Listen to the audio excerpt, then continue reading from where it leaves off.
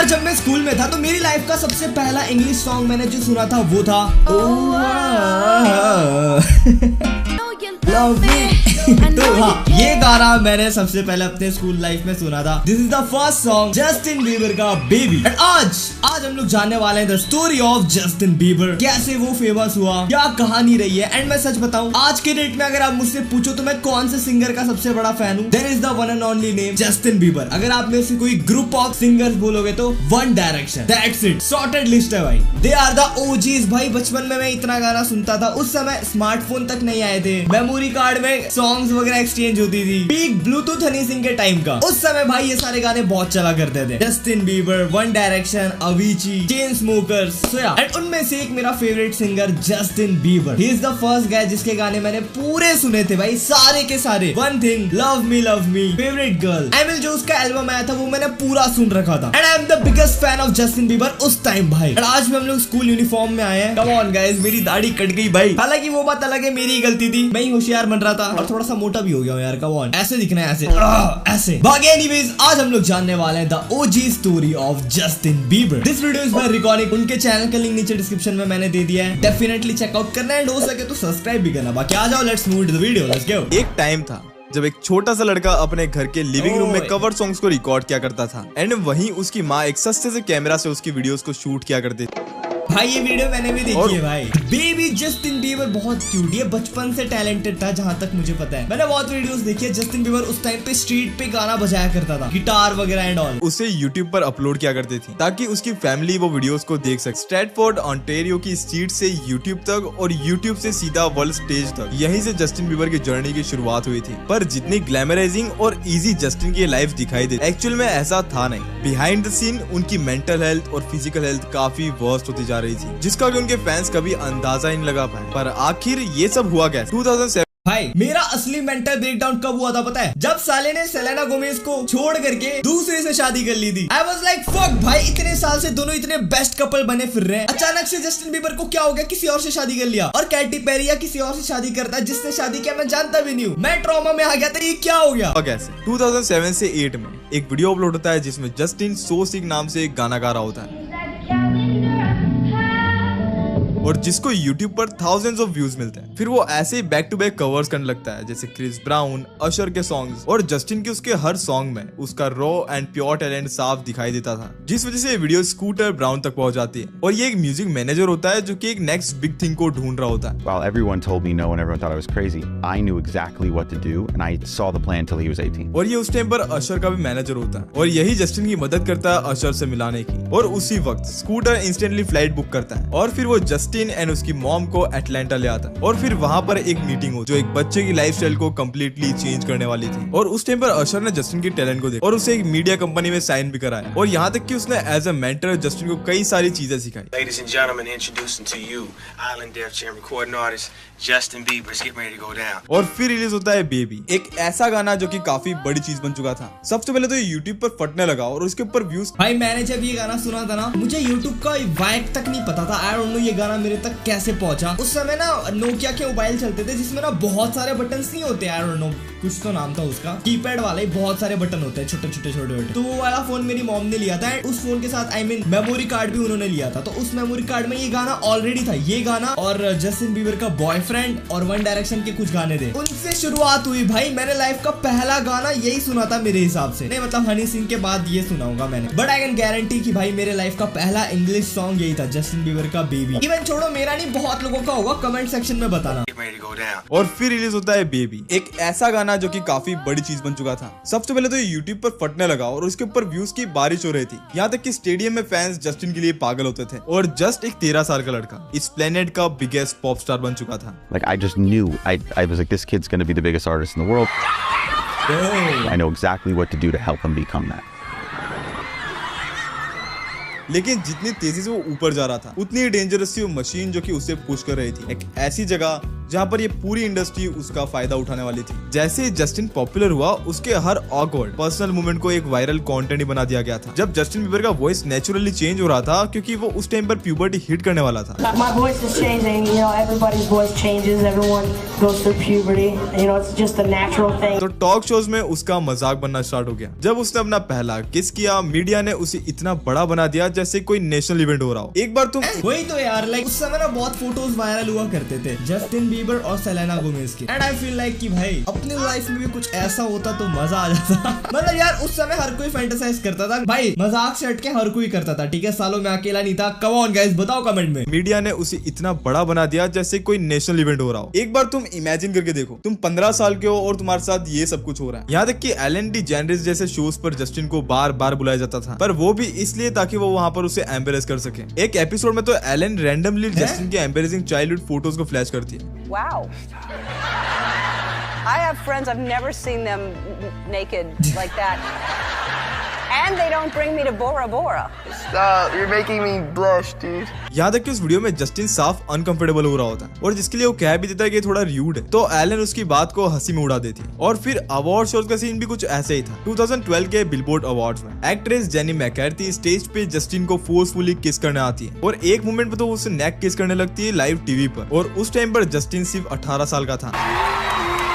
Wow, I feel violated right now. Justin instantly बहुत बुरा feel करता है। वो वहाँ पर हटने की कोशिश भी करता है। पूरा क्राउड वहाँ पर चीयर कर रहा होता है, और यहीं पर अगर जेंडर्स को रिवर्स कर दिया जाए तो यही चीज शायद उस टाइम तब तो भाई 911 FBI इंस्टेंट। जस्टिन क्यूट तो था अपने टाइम के हिसाब से, and he was pretty famous, बहुत ज्यादा अल्टीमेट लेवल का फेमस। भाई सोचो उस टाइम पे फेमस था जब इंटरनेट अच्छे से अपने पास नहीं पहुंचा था ना, जियो आया था उस समय। भाई 200-300 रुपए में 1 GB का इंटरनेट मिलता था। आई डोंट नो आप में से कितने लोगों ने उस समय देखा है, लेकिन मैंने देखा है। उस समय कोई चीज वायरल होना मतलब सिर्फ एक ही चीज था, हनी सिंह के गाने या तो जस्टिन बीबर के गाने, that's it, and also one direction. Headlines बन जाती। लेकिन उस टाइम पर जस्टिन काफी पॉपुलर भी था और काफी लाइमलाइट में था, तो ये सारी क्लिप्स मजाकिया वे में वायरल होने लग गई। इवन लेट नाइट होस्ट जैसे जेम्स कोर्डन, जो कि काफी फ्रेंडली इमेज रखते हैं, उसमें वो रिपीटेडली जस्टिन को टच करते हैं। Thank you so much. Look at him. Look at what a beautiful face. उसे हक करने की कोशिश करते हैं, और जिस वजह से जस्टिन काफी अनकंफर्टेबल भी हो जाता है। पर जेम्स के लिए सब कुछ करना जस्ट एक मजाक था। हर एक इंटरव्यू और स्किट्स में जस्टिन की पर्सनल बाउंड्रीज जस्ट एक जोक बन गए थे, और शायद इन सबसे भी बुरा था जस्टिन की लाइफ में डिडी का इन्वॉल्वमेंट। अशर और डिडी इस म्यूजिक इंडस्ट्री के अंदर काफी अच्छे दोस्त रहे, और उनका बॉन्ड 90s के करियर से शुरुआत से बना हुआ है। बट एक रिवेलेशन हुआ जिसमें सामने आया कि अशर ने जस्टिन को 48 आवर्स के लिए डिडी के साथ उसे हैंड ओवर कर दिया था। Justin, you ever seen the movie 48 Hours? Right now, he's having 48 hours with Diddy, him and his boy. उस टाइम पर वेट मैंने अच्छे से सुना नहीं है। जस्टिन को 48 आवर्स के लिए डिडी के साथ उसे हैंड ओवर कर दिया था। Justin, you ever seen the movie 48 Hours? Right now, he's having 48 hours with Diddy, him and his boy. उस टाइम पर जस्टिन के लिए अशर ही एक मेंटर था, और उस टाइम पर वो अशर और स्कूटर ब्राउन के जॉइंट लेबल में साइन था, जो कि था रेमंड ब्राउन मीडिया ग्रुप। पर 2 साल बाद एक और वीडियो सामने आया, जहाँ पर जस्टिन पी डीडी से काफी डरा हुआ होता है। डीडी वहाँ पर उससे पूछता भी है कि वो उससे मिल क्यों नहीं रहा। You ain't been calling me and hanging out the way we used to hang out. Well, I mean, you try to get in contact with me, you know, through all my, partners and whatnot. But और फिर एक और video सामने आता है, जहाँ पर DD गले मिलने के बाद ये चेक करता है कि कहीं जस्टिन ने कोई रिकॉर्डिंग डिवाइस तो नहीं छुपाया। डीडी को एक्सपोज करने के लिए एक 15 साल के बच्चे को डीडी ओपनली ये कहता है, got me a Lamborghini. Oh, well, that's nice. I haven't gotten it yet, though. When is that coming, that Lamborghini? We talked about this last He time. had the Lamborghini for a day or two, and he had access to the house, and he knows better than be talking about the things that he does with Big Brother Puff on national television. और ये कोई normal gift देने वाली बात नहीं थी, बल्कि grooming का एक क्लास। क्या मतलब होता है इसका? What is the meaning of that? And he had access to the house, and he knows better than be talking about the things that he does with Big Brother Puff on national television. और ये कोई normal gift देने वाली बात नहीं थी, बल्कि grooming का एक क्लासिक तरीका था। I didn't get it भाई, कमेंट सेक्शन में बताना मुझे। I don't get it. Knows better than be talking about the things that he does with Big Brother Puff on national television. और ये कोई नॉर्मल गिफ्ट देने वाली बात नहीं थी, बल्कि ग्रूमिंग का एक क्लासिक तरीका था, जिसमें महंगी चीजें देकर या प्रॉमिस करके इंसान को अपने ऊपर डिपेंडेंट बनाया जाता है। अब कुछ थ्योरीज ये ये भी है कि डीडी ने यंग जस्टिन को अपनी पार्टी में बुलाया, जहाँ पर यंग जस्टिन ने सेक्सुअल एक्ट्स भी किए, और उस टाइम पर जस्टिन को कुछ आइडिया भी नहीं था कि क्या हो रहा है। पर धीरे धीरे जस्टिन को पता चलता है कि क्या हुआ था और उसके साथ क्या हो गया, जिसके बाद ही वाज डिस्टर्ब। एंड यहाँ तक कि एक बार अशर से पूछा गया था एक पॉडकास्ट कि क्या वो अपने बेटे को भेजेंगे डीडी की पार्टी में, तो उन्होंने उसका आंसर दिया था बिल्कुल भी नहीं। You're a dad now. Would you ever send your kid to Puffy camp? Hell no. पर उन्होंने जस्टिन के लिए ये बात एक बार भी नहीं सोची। और ये सारी चीजें जस्ट एक ही चीज बताते हैं कि जस्टिन का पूरा टीनेज लाइफ जस्ट एक रियलिटी शो बन चुका था। उसका हर एक ऑकवर्ड और अनकंफर्टेबल मोमेंट जस्ट एक पैसे बनाने का जरिया बन चुका था। 2013 से 15 तक जस्टिन बीबर की इमेज पब्लिक में लगभग कोलैप्स कर रही थी। एंड यहाँ तक कि इतनी चीजों के कारण वो इतनी कम एज में अल्कोहल और ड्रग चीजें कंज्यूम करने लग गया। मैंने देखा भाई, ही इज जस्ट लाइक 20-20 साल का भी नहीं था वो। बॉडीज पे टैटूज, शर्टलेस फोटोज आ रही है। हाँ, दिखता अच्छा था अमाउंट से कि लाइक एब्स वगैरह नहीं थे। उस समय कंपनी गाना आया था उसका, Can we hear we? ठीक है, तो वो कंपनी गाना आया था। तो मैंने पहली बार देखा कि भाई बंदे ने पूरा टैटू करवा लिया है, पूरा लुक ही चेंज हो गया। वो भी कम एज थी उस समय। आई फील बैड कि भाई नहीं करना चाहिए यार, बट उस समय के हिसाब से तो भाई ओ भाई मेरे को भी करा लेना चाहिए। वो इतनी कम एज में अल्कोहल और ड्रग चीजें कंज्यूम करने लग गया था, जिसके कारण उनका reckless behaviour DUI arrests. Justin Bieber's arrest on those DUI and resisting arrest charges allegedly shows Bieber behind the wheel of a fancy sports car. पेपरैज़ी के साथ झगड़े। What you say? You heard what I said, man. What'd you say? You heard what I fucking said, mate. Lose your fucking belt.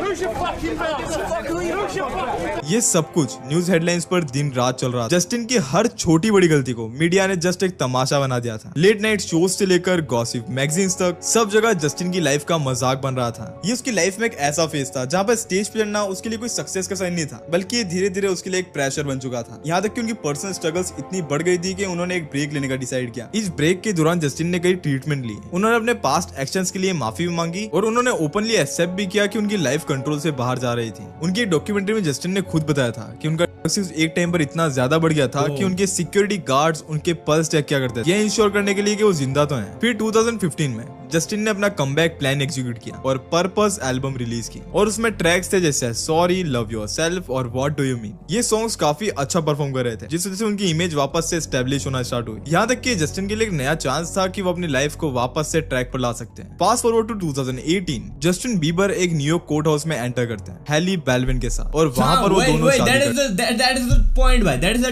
News मिलती है कि Justin Bieber ने शादी कर ली है। मैं ढूंढ रहा हूँ सेलेना गोमेज का किधर है फोटो, फिर बोल रहा हूँ ये कौन है भाई, ये कौन लड़की है। आई नो बहुत लोग मुझे कमेंट सेक्शन में इस चीज के लिए गाली देंगे, बट मुझे बिल्कुल भी पसंद नहीं है जस्टिन बीबर और उसकी वाइफ की जोड़ी। हालांकि वो बात है कि मैंने अभी रिसेंटली सुना था, कुछ बिजनेस वगैरह में हेल्प किया था जस्टिन को उसने, but I feel Selena Gomez and Justin Bieber are made for each other. भाई लॉक कर दिया जाए।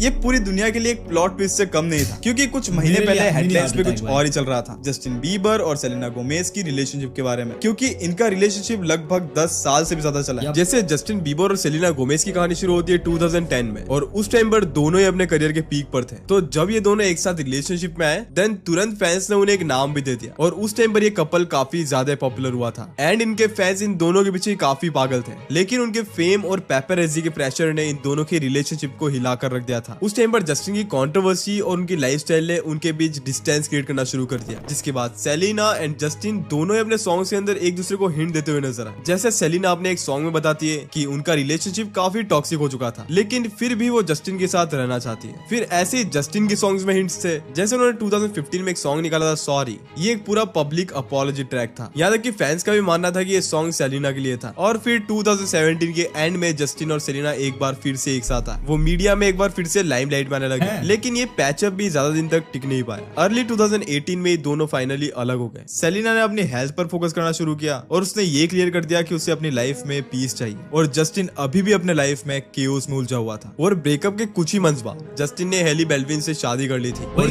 मैंने सुना था ना कि जस्टिन ने 2 महीने के बाद तुरंत शादी कर ली भाई। Instant decision, instant. ये नहीं करना था यार, कम ऑन। मैं थोड़ा सोचना था, ओह भाई पर्सनल लाइफ है, मैं ज्यादा बोलूंगा नहीं। से फैंस और भी ज्यादा शॉक हो। जस्टिन और हैली सबसे पहले 2009 में बैक स्टेज पे मिले थे, जब हैली पहली बार उसे एक फैन की तरह इंट्रोड्यूस कराई गई, और जिसके बाद फैंस का मानना है कि हैली जस्टिन को कई सालों तक स्टॉक करती रही। यहाँ तक कि 2015 से 16 गया दोनों ने थोड़ा बहुत कैजुअल डेटिंग करना भी शुरू कर दिया, लेकिन उस टाइम पर जस्टिन अभी भी सेलिना के साथ ऑन ऑफ रिलेशनशिप में था, इसलिए चीजें इतनी सीरियस नहीं हुई। लेकिन 2018 में जब जस्टिन और सेलिना का फाइनल ब्रेकअप, उसी के कुछ मंथ्स बाद जस्टिन और हैली एक साथ दिखने लगे, और उसी सेम साल में उन्होंने शादी भी कर ली। और हैली खुद कहती कि उसने एक्सपेक्ट नहीं किया था कि ये सब कुछ इतना जल्दी हो। और ब्रेकअप के बाद भी सेलिना ने कुछ म्यूजिक निकाले जिसमें उन्होंने अपनी फीलिंग्स को बताया, जैसे उन्होंने सॉन्ग निकाला था लूज यू टू लव, जिसका मतलब था कि जस्टिन को लूज करना जरूरी था अपने आप को पाने के लिए। फिर सेकंड सॉन्ग था लुक एट हर नाउ। इस सॉन्ग के थ्रू बताते कि फाइनली स्ट्रॉन्ग हो चुकी है। जस्टिन भी अपने इंटरव्यूज में एडमिट करता है कि उस टाइम पर वो इमोशनली अनस्टेबल था और सेलिना के साथ उसका रिलेशनशिप काफी टॉक्सिक बन चुका था, लेकिन हैली से शादी करने के बाद उसे पीस मिल पाया। और ये रिलेशनशिप वाली फैन वॉर तो अलग ही है, जो कि हमेशा ही चलती रही। 3 सितंबर 2019 जस्टिन अपने इंस्टाग्राम पोस्ट पे ये बताता है कि चाइल्ड स्टार बन के ग्रो अप करना कितना टफ होता है। फेम, पैसा, कार्स, अवार्ड्स और मिलियंस ऑफ फैंस होने के बाद भी अंदर से खालीपन फील होता है। वो ये भी कहता है कि चाइल्ड स्टार्स पर बहुत ज्यादा ही प्रेशर होता है, यहाँ तक कि उनका दिमाग फुली डेवलप भी नहीं होता, इसलिए वो काफी गलत डिसीजन ले लेते। 18 साल की एज तक जस्टिन के पास सब कुछ था, लेकिन रियल लाइफ स्किल्स बिल्कुल भी नहीं, और इसी वजह से वो बहुत ज्यादा ही रेकलेस बन गया। यहाँ तक कि 19 से 20 तक उसकी लाइफ ड्रग्स, गुस्सा, ब्रोकन रिलेशनशिप्स और लोनलीनेस में चली गई थी। वो उन सब लोगों से भी दूर चला गया था जो कि उन्हें सच में प्यार करते थे। उसने खुद माना कि उसे लगभग 10 साल लगे अपनी गलतियों से रिकवर करने, रिस्पॉन्सिबिलिटी सीखने और अपनी लाइफ को ठीक करने। जस्टिन की लाइफ में उसे पता ही नहीं चला कि क्या हो रहा है। यहाँ तक कि उसकी आंखों में जो शाइन वो भी 2020 तक आते आते कहीं गायब सी हो गई। पर फेम के साथ आता है पैसा, और पैसे के साथ आता है एक ऐसा इनविजिबल केज जिसमें तुम इस इंडस्ट्री के पैसे के कर्जदार बन जाते हो। और इस इंडस्ट्री में ये तो है लाइक सामने से बहुत ग्लैमर दिखता है भाई ये सारी चीजें, जैसे आप मुझे देखते हो भाई तो फुल खुश है भाई, सारी चीजें सॉर्टेड है। लेकिन हम यूट्यूबर का भी भाई बहुत इतना नहीं जितना इनका चलता है। उन लोगों का तो भाई स्टेज शोज होते हैं, परफॉर्मेंसेस होते हैं, बहुत अल्टीमेट लेवल का इनका प्रेशर होता है। एटलीस्ट इनका 10% भी हमारे ऊपर नहीं होता, लेकिन हमारी भी बैंड बज जाती है भाई। इनके ऊपर कितना होता होगा, बुखार है तो वीडियो बनाओ, ऑफ टॉपिक है तो वीडियो बनाओ, दिमाग काम नहीं कर रहा है तो वीडियो बनाओ। You have to make the content right. मैं ये वीडियो बना रहा हूँ, कितने बज रहे हैं, रात के 2 बज रहे हैं, so there is a lot of pressure right. आप समझ सकते हो, ऐसा है कुछ सी। सबसे बड़ा स्कैम है एडवांस का सिस्टम। ऑन पेपर सारे आर्टिस्ट को यही लगता है कि ये सारा कुछ फ्री का ही पैसा। लेबल तुम्हें $5 बिलियन, $10 बिलियन,